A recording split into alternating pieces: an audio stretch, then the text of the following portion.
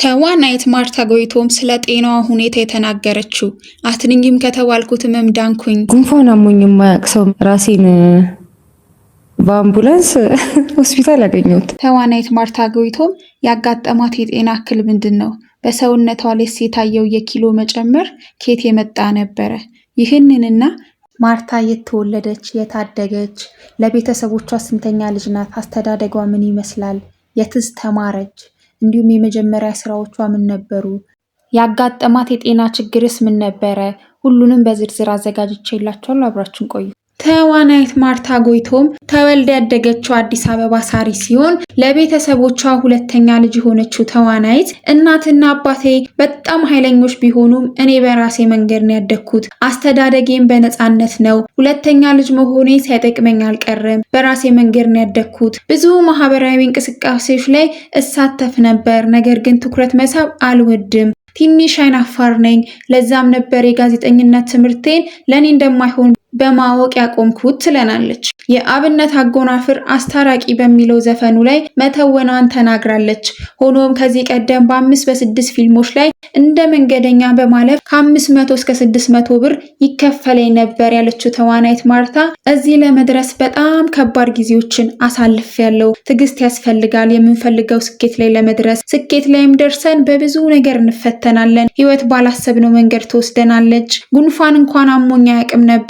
ነገር ግን ራሴን በአምቡላንስ ሆስፒታል ነበር ያገኘሁት። ነገሮች የሆነ ጊዜ ላይ ተገለባበጡብኝ። በነገራችን ላይ ህይወት የቱ ጋር ምን ይዛ እንደምትመጣ አናቅም። ለሁሉም ነገር ራሳችንን ዝግጁ አድርገን ነው መቀመጥ ያለብን። እኛ መቆጣጠር የምንችለው የሆነ ነገር እንዳለ ሆኖ እኛ መቆጣጠር የማንችለውም የህይወት ክፍል አለን። ለምሳሌ ጤናኛ ጥሩ ምግብ ብንመገብ፣ ስፖርት ብንሰራ፣ ሌሎች ጠቃሚ የምንላቸውን ነገሮች ብናደርግም ከነዚህ ነገሮች በላይ ሆኖ የጤና እክል ሊያጋጥመን ይችላል። ይህን ስል ከኛ የሚጠበቀውን ሁሉ ማድረግ አለብን። ማርታ በጤናዋ ላይ ያጋጠማት ነገር ምን ይሆን? ተዋናይት ማርታ እንደተናገረችው ባለን ነገር መመጻደቅ የለብንም። እግዚአብሔር ሁሌም አለ።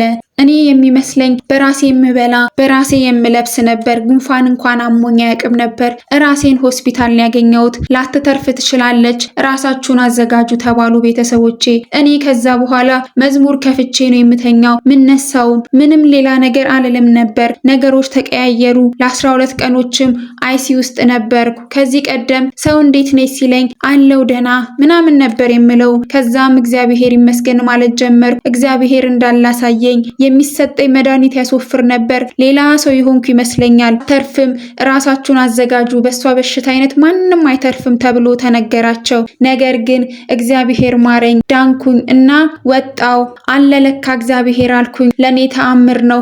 ይህን ሁሉ ነገር አሳልፌ በሰውነቴ ላይ በመጣው ለውጥ የሰዎች ኮሜንት ቢያስጨንቀኝም እና ውስጤን ቢሰብረውም በዛው ልክ ከዛ በላይ ደግሞ እኔን እንደ ማርታ የሚወዱኝ ሰዎች ኮሜንት ቤተሰቦቼም ጭምር አበርትተውኛል።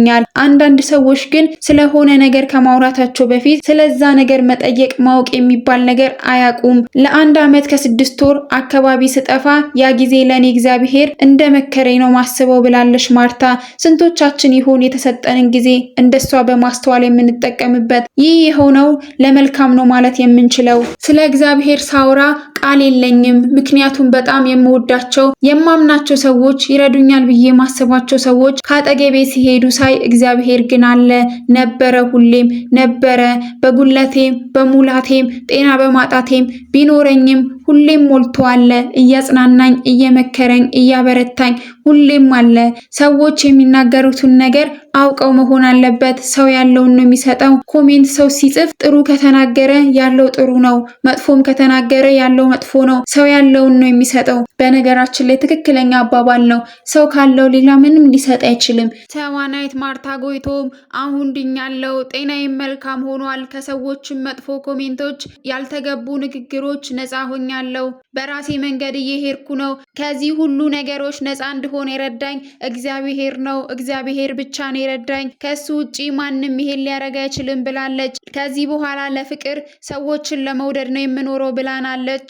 የኔ አይናፋር ማርቲና እድሜና ጤና እንዲሰጥሽ እግዚአብሔር ተመኝቻለሁ። ተዋናይት ማርታ ድንቅ ብቃቷን ካስመሰከረችበት ፊልም መካከል አንዱ ኪያ ነው።